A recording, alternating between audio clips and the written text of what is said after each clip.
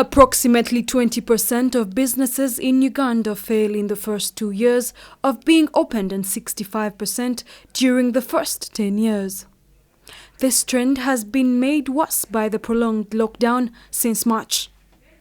Today, members of parliament took it upon themselves to call for help in regards to loan payments. Loans have interests, security and time in which payments have to be made. Failure to adhere to these terms, businesses, especially small ones, risk being absorbed by banks. This, Nsereko says, is wrong since COVID-19 created a visible gap. As we talk today, many people's properties are under advertisement and businesses, ranging from schools, hotels, properties, commercial properties, and even general businesses like those that were running bars and restaurants whose businesses are limping. This is a matter that is affecting all Ugandans from border to border.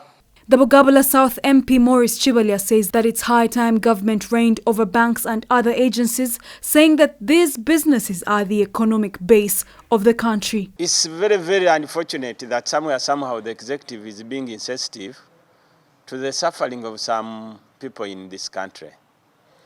We have made announcements, we have presented cries, we have told everybody concerned that outside where we are, countryside there, Ugandans are suffering.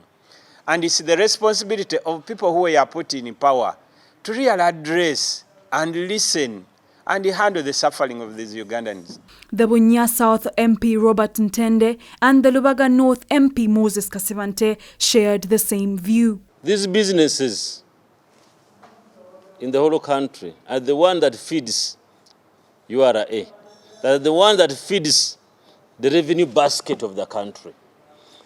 If these businesses are collapsing, then just know, in a 2 years' time, actually 1 year time, this government will not have revenue.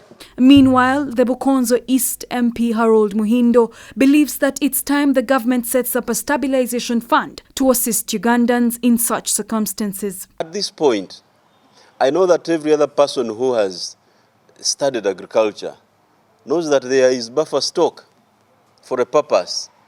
But on a wider perspective, we have the National Planning Authority that should have its economics at the fingertips, that we will have a stabilization fund.